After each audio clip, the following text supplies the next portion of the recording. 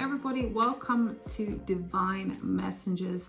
Here today with me I have a guest and a friend, Larry Paul, joining me on a deep discussion of unpacking all the mysteries that he has discovered, but also some of the visions that I have had during my time in Egypt that we are going to share with you. What is unfolding before our very eyes is something that seems to be showcasing in the midst of the darkness into light of recent. And now we have our lovely share for you to dive into and really see. You see, Larry has gone into depths and detail with a lot of his videos, which you can check out on his Instagram, Sage Silent, and also his website, which is greatpyramid.org. There'll be some links below in the description that you can check out of some of his work. I really feel that you will enjoy this episode. I hope you enjoy the discussion, and please do share your thoughts with us below. All right, here it goes. Enjoy the ride. All right, so the title of this one was called The Significance of the Alpha and Omega that I discovered. So here you can see how I put, let me just go ahead and display this, I guess, because that'll show better. All right, so here's the, the solution to the three-body problem. You can see really two of the bodies here that probably this is the Earth and the Moon, and then, the Sun would be the third body farther away. But the five Lagrange points that are created by these bodies, you can see, are the L's, the L1, L2, L3 on the far side, L4 and L5.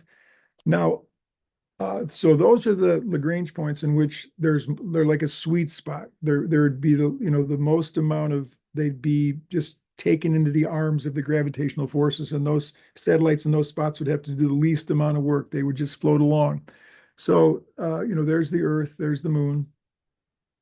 Kind of smaller body, when brought into the gravitational vicinity of two larger bodies, find an orbit where really remain without need for an adjustment. Okay, so that's the three-body problem. And so, the third body, so actually it's the Sun isn't involved here. It's the Earth, the Moon, and this satellite that we're talking about. Those are the three bodies. Okay, so Lagrange points, as I said, are these five where the L's are, the five L's. Those are the Lagrange points. Okay, and so that's what I'm saying. Look again, since this symbol was found near the scored lines, and this scholar Eckhard Schmidt makes the association with the scored lines and Lagrange points. Okay, and so you can see there's that, it's the intimation of these Lagrange points. Okay, and so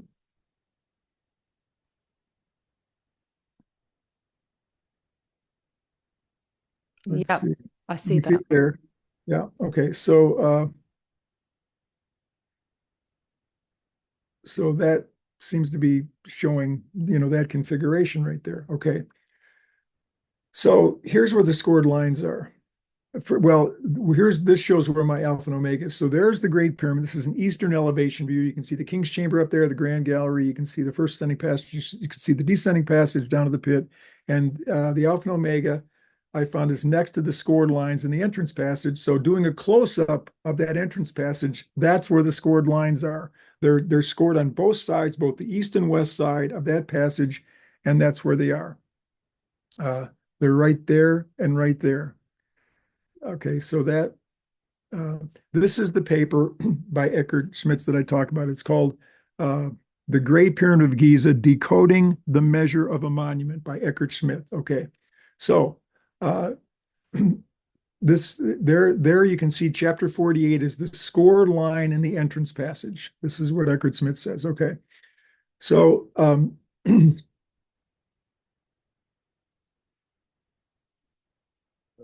okay, so it's in a sense saying that there's a relationship there. Anyway, I think I showed the math. It is suggested, here's what he says, it is suggested that the point that this point is indicated by the scored line in the entrance passage. So he's the one that first made this association with the three-body problem and the scored line. Okay, here's part of the quote from his paper. Within the entrance passage, there exists a scored line point 480 inches from the entrance, which is so interesting because the Great Pyramid is 481 feet high. So the scored line is in a sense like a miniature. It's like a singularity or a cipher saying, oh, this somehow symbolizes the height of the Great Pyramid. So the scored line carries this gravity just in the fact that it's 481 inches from the entrance because the Great Pyramid is 481 feet high. Okay.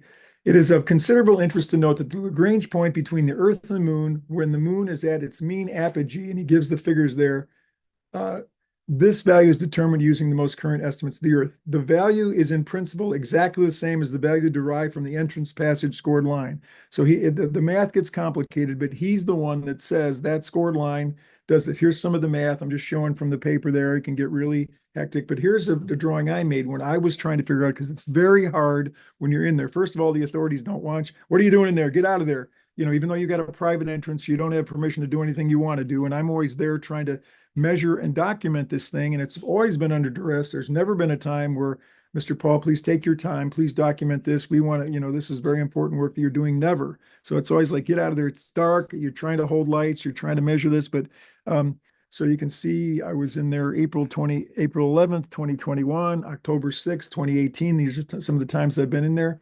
So those are the scored lines right there. And no, actually, I take that back. The scored line is the third red line. The scored, because they're on each side, even though there's two of them, it's only one line because they're on the east and west side. The other two lines are the ways that you know you're getting to the scored line, because there are two lines that are slanted that don't follow the angle of the passage, and that's how you know you're at the scored line. Because the scored line is not super scored, like oh, it's an obvious gouge. It's there, but I'm almost going to say it's faint. But those two lines indicate that you're getting there. So I took a bunch of measurements in there, which I'm showing here. And that is where the Alpha and Omega is. It's on the wall right next to the scored line. And it took me the longest time to confirm that that was indeed the scored line, because I knew my symbol was there. There it is. But is this scratch next to it the scored line? I had read so much about the scored line. I'm a student of the Great Pyramid. I have one of the largest libraries in the world about the Great Pyramid, and I studied it so much. And then when I was actually there in the dark, trying to figure out, is this the scored line? That's not an easy thing to do. No, it's not. I know, but I was trying very hard to see if it was. So because I told her, I actually gave part of this talk when Robert Grant hired me to be the teacher on his Alpha Chi Omega tour last year. And so just like he tried to document, you showed a picture of the Alpha and Omega he discovered on the sarcophagus. Now, the Alpha and Omega he discovered is in a very public place. A lot of people go into the King's Chamber, and it's on the sarcophagus. And so people just say, well, that's a recent mark. And so what Robert did is he took measurements to show the incredible ingenuity and engineering that went into the placement of Alpha and Omega. He used basically sacred geometry to answer people who were saying that's just a scribble. So I wanted to do the same thing with this mark. Oh, that's just a Templar mark. That's just a scribble. That's just graffiti. And it's such a singular mark. There's nothing like it around it that would be my answer. But I told him I wanted to document in some way, like he had, to defend this as being, to believe that this is an ancient symbol with a lot of meaning. And so basically what I just showed you is that its connection to the three-body problem. So let me see if I can stop sharing now. I got to get my mouse over there where I can hit. I know, maybe if I do this. Yeah, there we go. Okay, now I can get there. All right. Wow, Larry. It's incredible that you had gone into those depths to actually find those markings and make a drawing out of it in such detail, and your persistence, because it's not easy. I love the fact that you had discovered that and seen those markings, and now everyone knows. And what I'll be showing this so people can actually see and like be in the know of it. And I've lost a dream book of mine, unfortunately. I don't know where it is. I think it's in Costa Rica. looking at that symbol, I think I woke up with a drawing like that. It has something else to it. You can see distinctive A, and the way that they made the marking was quite it's quite indented. It almost looks like it's soldered on. It's been there for a long, long time, and I wanted to share something with you that for you to just take a look, and I want you to see what comes to you, what resonates with you with what I'm going to show you. Flower of Life. This is just me talking about how other civilizations have depicted signs and symbols. And in, for example, the food dogs were a symbol of protection to buildings and the inhabitants. Also considered to be guardians of knowledge. And then the Alpha and Omega symbols found in ancient Egypt. This is also in Egypt. And also the coffer that Robert Abel Grant had seen and found. And then you also have another ancient symbol, which is a primordial waters. And this isn't found anywhere, but this is, for me, I've discovered that the Alpha and the Omega is a form of life force energy. And I was trying to put together the I am the beginning and the end, the tree of life. Basically, they talk about it is the fruit of life. It is where the waters of longevity lie, and then people have, for example, so the tree of life was a magical tree that grew in the center of paradise or heaven, as mentioned in many scriptures all over ancient cultures worldwide. And then came Apsu, the watery deep beneath the earth. There is a tree of life that looks very similar to that in the Pyramid of Menkaure. I've been in there with Robert Grant, and Robert Grant plainly seen it's on, if I'm not mistaken, it's on both sides. The burial chamber in the Menkaure pyramid. Wow. Okay. That'd be really good to actually for us to share. It looks very similar to the middle one there. It looks very similar. Well, that's interesting. And that's the Celtic tree of life. So there's so much mystery that links all these illustrations. And the tree described in Genesis, for example, the biblical tree of paradise, evolved directly from this ancient symbol. And it's a symbol from which the Egyptian or the Islamic, Nordic, Scottish, and Irish tree of life concept. And the tree of life talked about in the book of Revelation is on either side of the river. And I think I remember seeing the tree of life on both sides of the Menkaure burial chamber. So it implies that, the tree is on both sides of you, and it has a single top, but the trunk is on both sides of the river. In a particular location, and new research appears to prove that, like rumors suggesting that there's a massive hidden void, and it's indeed tucked above one of the pyramid's large passageways. What do you know about that? Well, I know quite a bit about that. I could let's see if I can show you real quick here what it really looks like. That it's not that void anymore like you have there. It's got a very definite shape here. So look at this. So that's what the chamber looks like. Okay. So you had that void, but I'll tell you, when I published an Instagram piece on that had to do with something that I'm showing you right here, Will Wire showed it to Robert Grant. He was filming Gaia, the studios there in Colorado, and Will said he got super excited. They were on a break in the set, and Robert saw this and he got super excited because he thought that I was saying this had been discovered. Because the two voids, it was a March of 2023. They had the press conference. Was it 2024? That they had the press conference that Zahi Hawass they revealed that they'd got an endoscopic camera into that first void, and it's not a void, it's a plain chamber. As a matter of fact, it looks very similar to the Menkaure, burial chamber. And so, but this one, the one that's above the Grand Gallery here, Robert thought, oh, they must have got an endoscopic camera in that because he thought my post was saying they discovered it. But here's how I know it looks like this. Because Jean-Pierre Houdin is one of the great architects of the world. He comes from a famous French architectural family, and he has studied the Great Pyramid more than I think anybody else who's alive on the earth now. He knows the Great Pyramid backwards and forwards. Matt Simpson of the Ancient Architects YouTube channel, over 500,000 followers, and Matt's known to be a solid historian. He's done several hour-long programs about the Great Pyramid. When he talked with Jean-Pierre Houdin, he said no one has ever answered all his questions about everything about the Great Pyramid, the air shafts, everything. So what Jean-Pierre Houdin has done is figure, well, how did they build this? And so The king's chamber, which you see there, were the relieving chambers above it. The grand gallery was necessary to bring up the large granite blocks that make up the king's chamber. The king's chamber's got those 11, huge granite, 50-ton blocks or whatever above it, and the whole room is made of granite. That's heavy stuff. Most of the pyramids built of limestone, and Giza's built in a limestone quarry. So most of the stones for the Great Pyramid come right from Giza because it's limestone. It's a limestone quarry. But the granite comes from 500 miles away in Aswan, and to get it up to that height, it took quite a bit. So John Pierre Houdin said even before they found that void in 2017, when the Scan Pyramids team found that void through studying muon scans from the sun, and they said there's got to be something there. He'd already said something was going to be there because he knew that just like to get the granite to the king's chamber, they needed a grand gallery.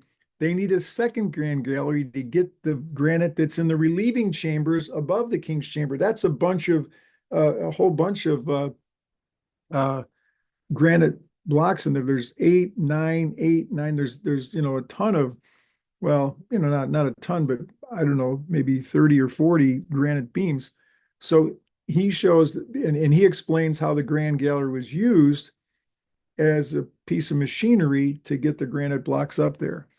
And I thought, maybe they have gotten an endoscopic camera into the grand gallery that's above that one, because Robert Grant had a vision. You can see I've got it written there, the place of the throne. Robert Grant had a view and vision that there's a throne in that chamber. There's a throne Aha.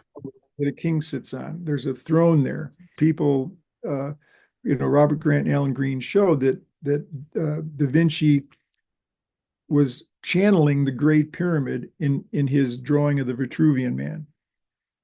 And the reason is because, it's supposed to be the iconic depiction of the human anatomy, because Vitruvius was a famous, Roman architect, and his book, De Architectura, is still used in architectural schools today. And Vitruvius talked about the relationship of the hand to the forearm and to the whole cubit to the body. So he was into the relationships of the human body as one of the guiding principles for architecture. So Da Vinci draws the famous Vitruvian Man, in which he has the perfect physiology of the godlike, Greek hero type anatomy.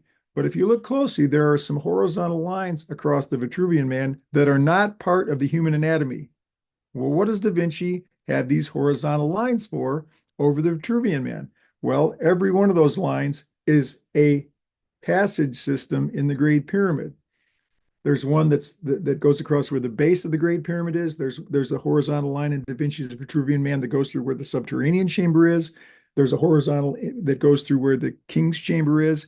And there's a horizontal that goes through what was no known passage was. But it's this one right here.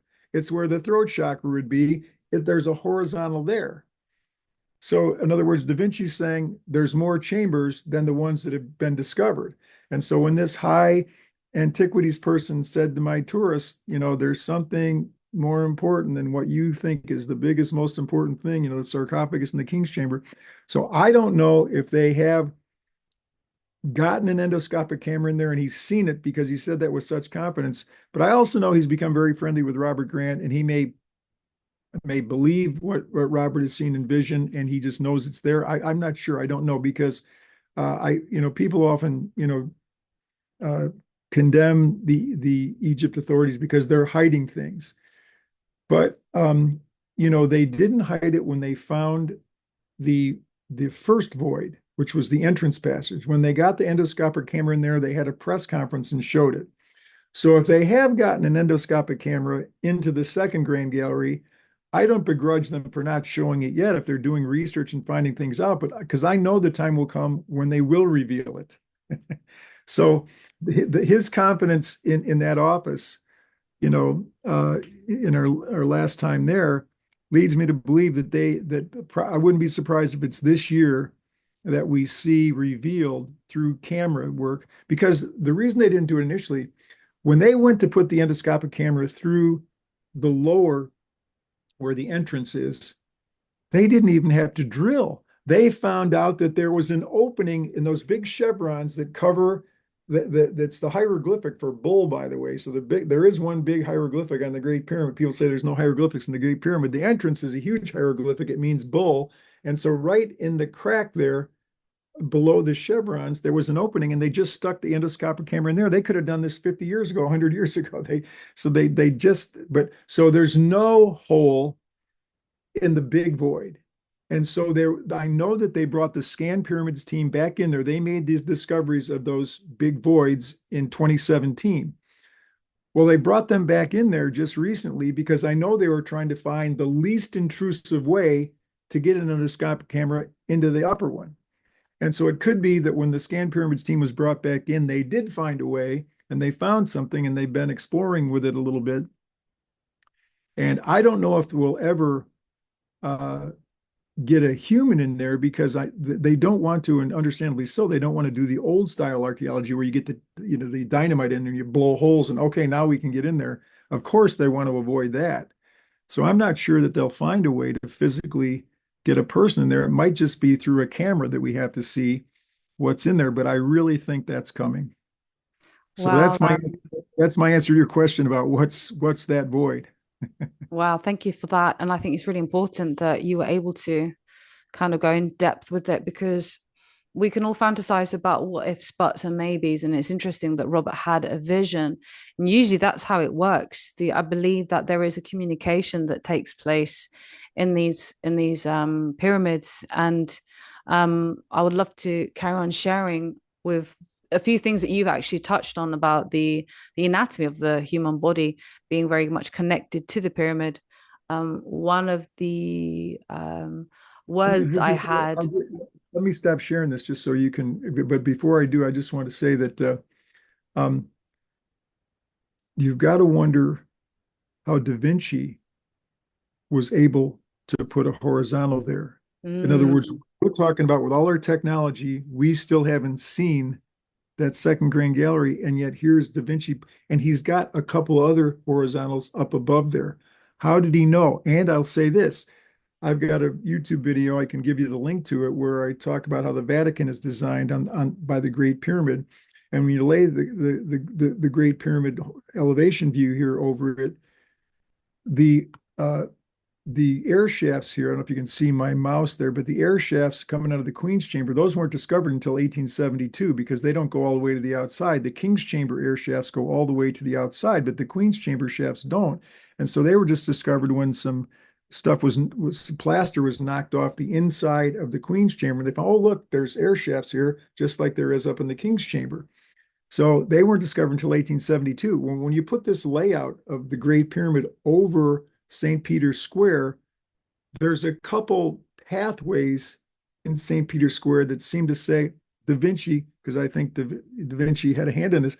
They knew about, and that was designed before 1872. St. Peter's Square was designed before 1872. It was designed, I think, in the 1500s, and it shows those Queen's Chamber air shafts, which nobody knew about till 1872. Nobody.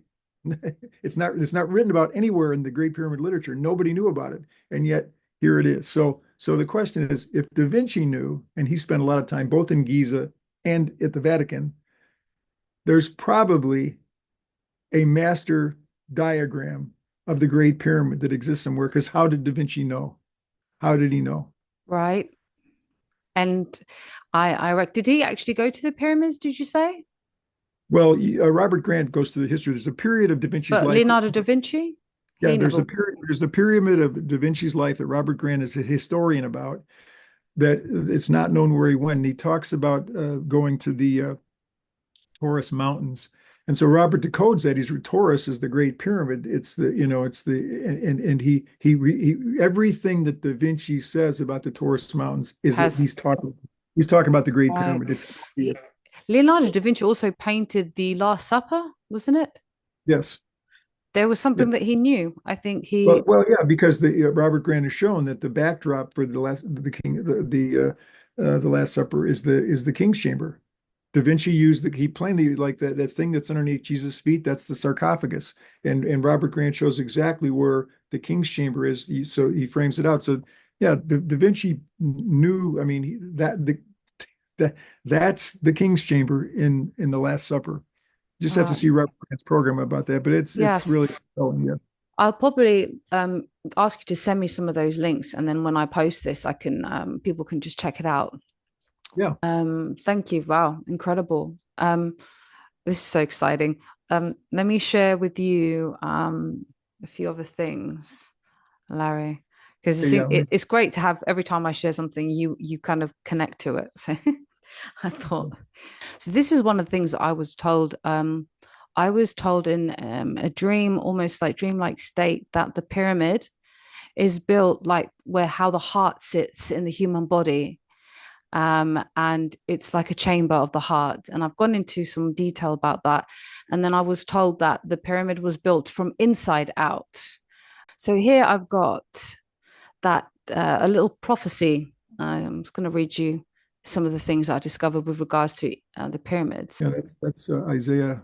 You had on the screen there Isaiah 19, 19, and 20. And that day there shall be an altar to the Lord in the midst of the land of Egypt, and a pillar near the border thereof, and it shall be Uh-huh. the Lord of hosts. Yeah, that's where the Great Pyramid is indicated in Scripture. This is a prophecy that's not yet been fulfilled, it says here. It is clear from the date mentioned. That day, which is 3 times repeated in the context of verses 21, 23, and 24, and which refers to the day of the Lord, which is still future. The prophecy declares that in that day there shall be an altar and a pillar in the midst of the land of Egypt, not Palestine, and at the border thereof, and it shall be for a sign and a witness. The word it conveys the idea that the altar and pillar are not 2 different objects, but are one and the same. While the word altar in Hebrew means the lion of God and could refer to the Sphinx, which is nearby, the Great Pyramid, is preeminently the lion in massiveness and strength among buildings, and its shape also answers to the description of pillar or mammoth, primordial obelisk. Then the position of the Great Pyramid harmonizes with the location of the altar and pillar, which was to be in the midst of Egypt and at the border thereof. Yeah, Feel free to stop me at times. Well, that presents a conundrum, because how can something be in the middle of something and at the same time border? So it says here, it would seem that then that beyond the question, the Great Pyramid is the altar and pillar that the prophet Isaiah declared should, in the last days of this dispensation, be a sign and a witness unto the Lord. If this be true, then it becomes us to prayerfully and with the help of the Holy Spirit who spake through the prophet, try to discover what the Great Pyramid is in likeness, really, as a witness, and has to reveal to us. The Great Pyramid and Christ, for example, in a remarkable passage in Job, the earth is compared to a building. The question is asked, Job 38, for example, where wast thou when I laid the foundations of the earth? Declare if thou hast understanding. Job 38, 5, who hath laid the measure thereof, if thou knowest, or who hath stretched the line upon it? Then whereupon are the foundations thereof fastened, or who laid the cornerstone thereof? When the morning stars sang together, and all the sons of God shouted for joy. And lastly, who shut up the sea with doors when it brake forth, as if it had issue of the womb? Now we know that the earth has no foundations, for it is a sphere and hung upon nothing, as Job well knew. He says here, he stretched out the north over the empty place and hangeth the earth upon nothing. The building referred to in the above passage must therefore be one with which Job was familiar. And to what can it better refer to than the Great Pyramid, of which, as we shall see, for what other form of building is there that has 4 foundation stones and a capstone or a head cornerstone, but a pyramid? In the above passage, the foundations are distinct from the cornerstone, and it was not until the building was completed by the laying of the chief cornerstone or capstone that the sons of God, the angels, shouted for joy, as doubtless did the builders of the Great Pyramid when it was finished and dedicated.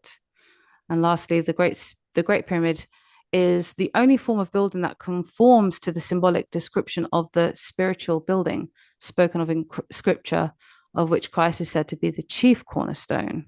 You know, the Job 38 is spoken.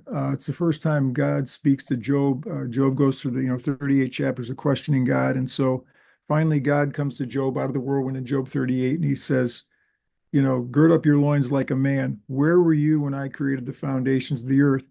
And so I believe that Job was involved in the building of the Great Pyramid, and God anointed him to do that. He was the wisest man in the East, and I've got a YouTube video about this that's unlisted because it's somewhat controversial, so I don't make it public. But I can give the link to anybody. But I talk about this in that video, and so what God is saying is, look, okay, big deal. You laid the Great Pyramid. So what? I built the earth. Now, we all know that the Great Pyramid is a 143,200th scale model of planet Earth. So it's plain, that's known widely. Peter Tompkins, Graham Hancock, a lot of people understand that the dimensions of the Great Pyramid, the four sides, are a symbol of the circumference of the Earth. And it's built on a pi proportion, so it's screaming, I'm a circle. And so the Great Pyramid. So God is saying, okay, yeah, big deal, Job. I used you to build the Great Pyramid, which is a wonderful, powerful, mighty thing. But what does that compare to the earth of which it is a symbol? And so that's what I think is going on there. It's the yes, the Great Pyramid is being referred to, but God is saying, but much greater than that Great Pyramid, as powerful and wonderful as it is me, the way I hung the earth on nothing. How did you laid the foundation of the Great Pyramid? I laid the foundations of the earth. Right. That's what I think that what is going on there. But yeah, it's plain that by you bringing in the scripture from Ephesians and Peter that the church is likened to a spiritual building, and so it's built. So you had this idea the Great Pyramid was built from the inside out. Well, the church is built from the inside out because the church is ultimately people that are servants of God or whatever, and they're built from the inside. They're inside, and you could say that. And plus the pyramid, the top stone is the only stone that's a miniature of the whole pyramid. Every other stone in the Great Pyramid is angled, partial, and so there's one head. So you can make all kinds of analogies between a pyramidal form and the structure of a spiritual priesthood of believers, Right. And it's done several times in the New Testament. Yes. When I was putting this together, it was blowing my mind in essence. I've never really been one for going deep into scripture, but from my experience, I had an encounter with Jesus when I arrived in Egypt as well. He gave me a interesting vision, biblical, non-religious as sense. It's more of like his message of what was happening, like this. There was some stuff that I was being shown. Okay, I'll carry on. Feel free to ask any questions as well. Let me just say one thing before you do that. So as far as Job being one of the builders of the Great Pyramid, Herodotus, the father of history, when he went down to Egypt to interview the Egyptian priests about the building of the Great Pyramid, they told him that they understood it was Khufu, but they didn't attribute the building of the Great Pyramid to Khufu, the pharaoh at that time. They attributed it to a shepherd who had his flocks pasturing in the area, and he was like a shepherd king. That's exactly what Job was. So Herodotus, the father of history, says there's somebody who was a shepherd who the Egyptians of that time attributed the Great Pyramid to. So if it's not Job, who was a great shepherd, he was a shepherd king, then who is it? So that's one of the reasons I say that Job was that shepherd. My brain is exploding. Wow, Larry, incredible find. Wow, thank you for sharing that. 20. And are built upon the foundation of the apostles and prophets, Jesus Christ himself being the chief cornerstone, 21, in whom all the building fitly framed together groweth unto a holy temple in the Lord, 22, in whom ye also are builded together for an habitation of God through the Spirit, the heart and the architecture. So I've gone into like the inhabitation of God and the holy temple. In the sacred architecture, like the Temple of Solomon, every measurement reflected perfection and purpose. And when I saw your text yesterday, which you shared on Instagram, the Holy of Holies, it kind of like triggered what I'd been putting here. The most sacred space could be symbolically aligned with the human heart. This is me talking here, as the place where God resides in. Number 1 Corinthians 3:16. Do you not know that you are God's temple and that God's Spirit dwells in you? And I've got here Ephesians 22:21. In him, the whole building is fitted together and grows into a holy temple in the Lord, in whom all the building being framed together groweth up into a holy temple in the Lord. Ephesians 2:22. In whom ye also are builded together for an habitation of God through the Spirit. And I've got here, there is no chief cornerstone in architectural construction, but in a building of a primordial form and in shape. It is exactly like the building. It tops out to its angles. Yeah, no, I agree. Yeah, it's plainly a pyramid that's being referred to there. Yeah. Here I've got here integration after the visit of the king's chamber, follow-up and descriptions of visions explored, the heart and the sacred architecture of the pyramid. So this day on November the 20th, I was woken up and was given the insight to take note. The great pyramids have been made from the king's chamber outwardly, built from the smallest cubit to the dimensions of the whole structure. And that's what I was told. And I'm like, what? And then you obviously explain how a church is built from inside out, which is very interesting. I'm working with Bob Criley, who's an engineer I've worked with for a long time, and he's working on a book about how the Great Pyramid was built. And I think, and I'm going to be one of the co-authors. I think that we will be one of the only presentations that ever will suggest something like this. That there was that there was an inner part built and then outer parts added later. Yes. Interesting. Okay. I wonder who it was that spoke to me. I put here the heart in biblical symbolism. The heart in the Bible represents the center of a person's being, their thoughts, emotions, will, and spiritual inclinations. Proverb 4:23. Above all else, guard your heart, for everything you do flows from it. Ezekiel 36:26. I will give you a new heart and put a new spirit in you. While the physical dimensions of the heart are not explicitly mentioned, its significance aligns with the divine measurements, implying that the heart was seen as proportional to one's spiritual life and relationship with God. And the symbolic ratios, the chamber's proportions align with the pyramid's overall design, emphasizing cosmic harmony. The golden ratio, which is the symbol that you recognize, this is phi. Phi.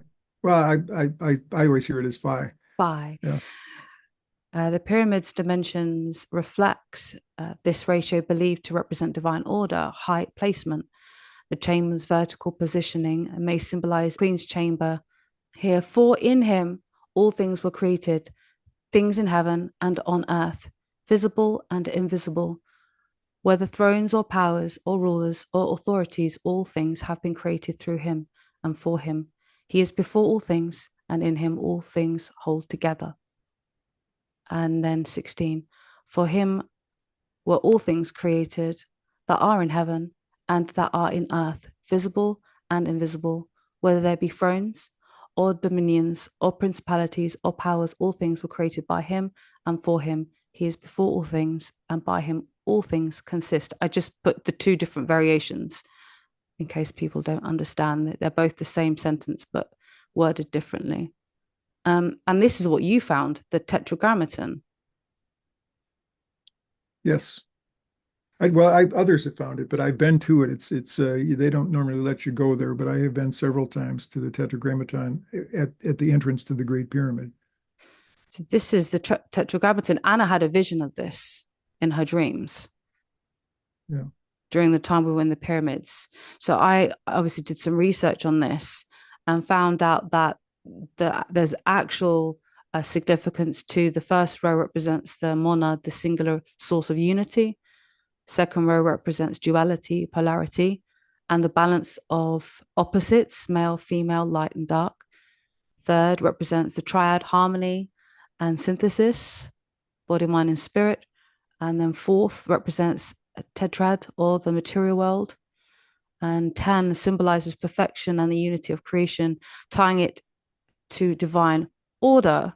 And this goes into the meaning and origins of what the actual symbolism refers to as Yod He Vav He, meaning and origin. The first written record of the phrase Alpha and Omega is from the old manuscripts of the Christian New Testament. The phrase I am the Alpha and Omega is basically the appellation of Jesus and of the Father in the book of Revelations. I've got the verses there. Alpha and Omega. There's four of them. If you use the King James, you've got three of them listed there. So Alpha, I am the Alpha and Omega is listed those three times you mentioned. But if you use the King James, it's mentioned four times. Okay, thank you. So I found that very interesting, that the seal of God is in the pyramid. And the I am the Alpha and Omega. Now, the Knights Templars were very much those who apparently protected the scriptures, protected the teachings, and knowledge, And lastly, the connection with the Tetragrammaton and Jesus' use of I am directly connects to him, and the Tetragrammaton, the sacred name of God, as a logos word. In the beginning was the Word, and the Word was with God, and the Word was God. He was with God in the beginning. Through him all things were made. Without him nothing was made that has been made. In him was life, and that life was the light of mankind. And I go on a little bit more about that, but I really wanted to really touch on to one of the things that you found, and I found that there's a revelation here to the Alpha and the Omega of the Creator etched in stone, and the fact that Leonardo da Vinci had painted the Last Supper and its correlation to the Great Pyramid. I mean, these things seem to be connected. And then there's something very interesting about the Tetragrammaton. Yod He Vav He, because this is breaking it down, represent the point of creation or the seed of existence. He represents breath, life, or expansion, feminine, nurturing energy. Vav represents the connection or link, line between heaven and earth.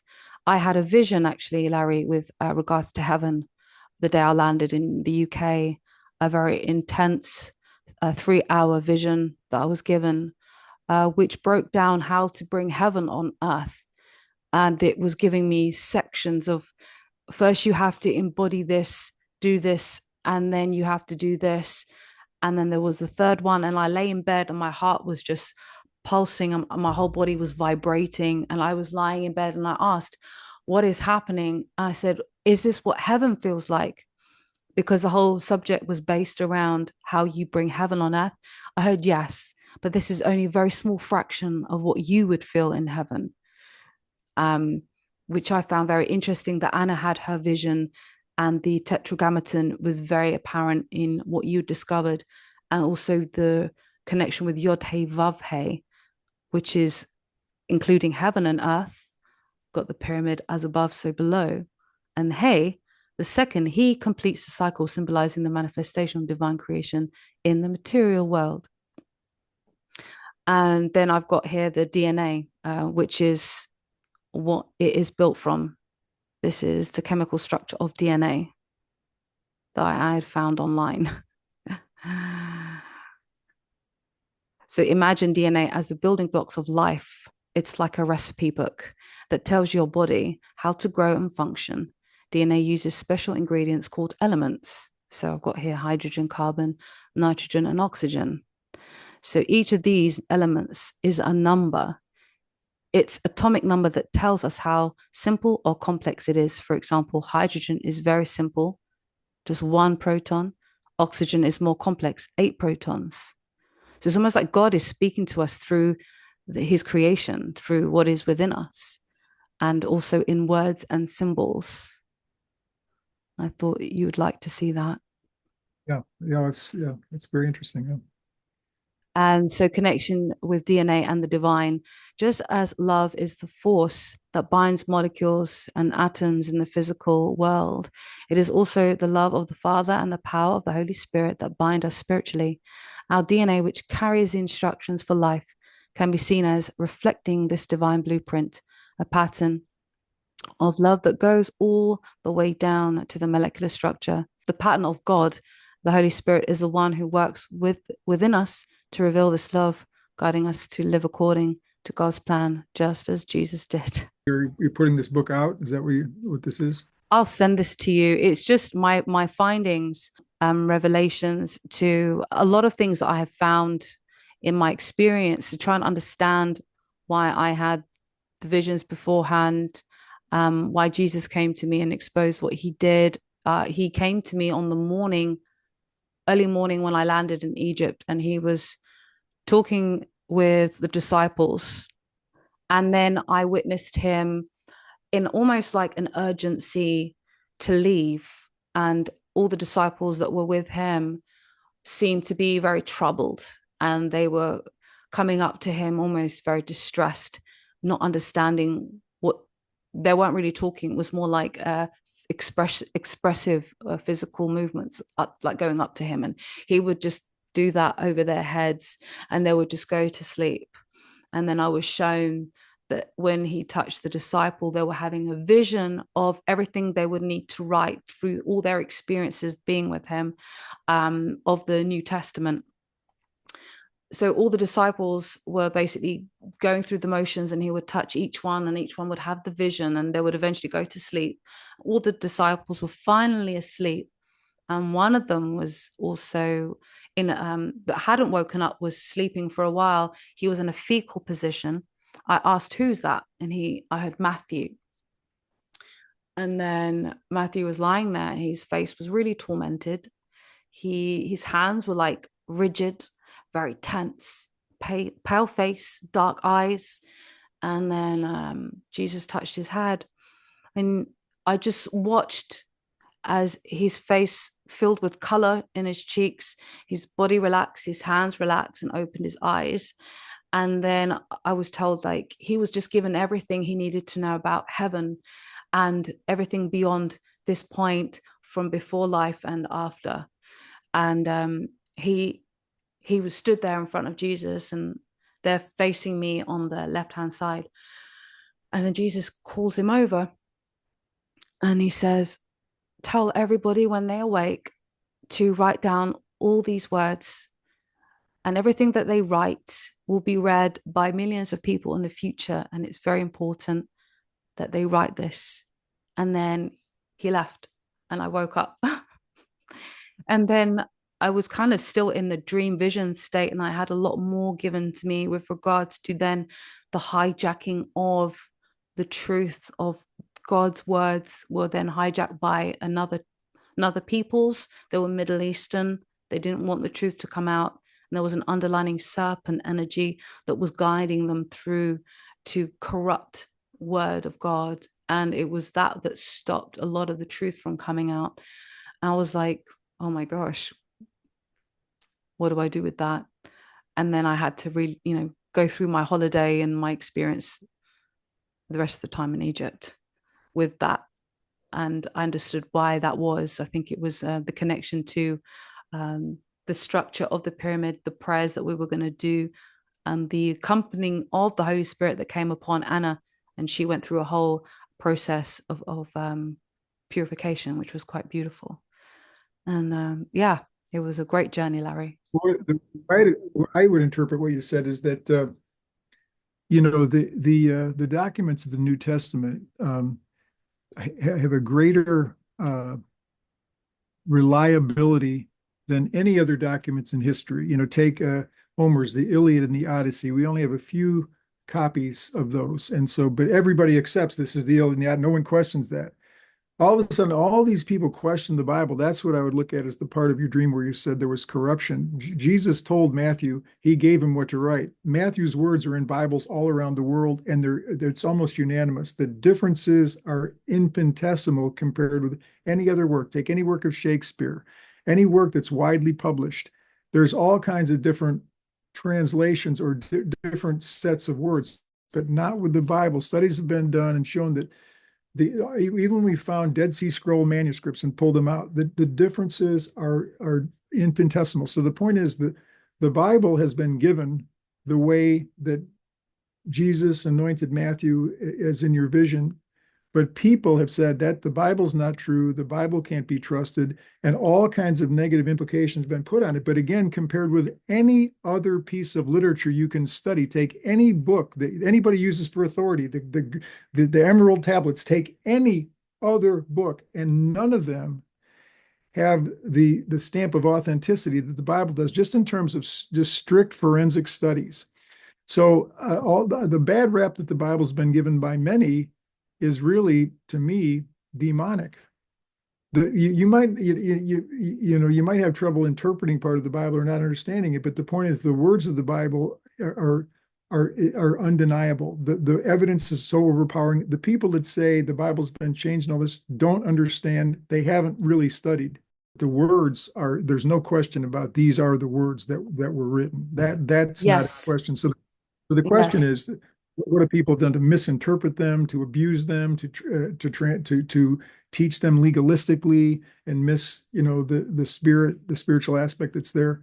So there's all kinds of negative forces against the Bible, but I'm simply making the point that the people that condemn the Bible because it can't be trusted, it's the work of man, there's different translations, it's been changed. No, it hasn't. You haven't studied it. You haven't studied the information. It's just you can study any book.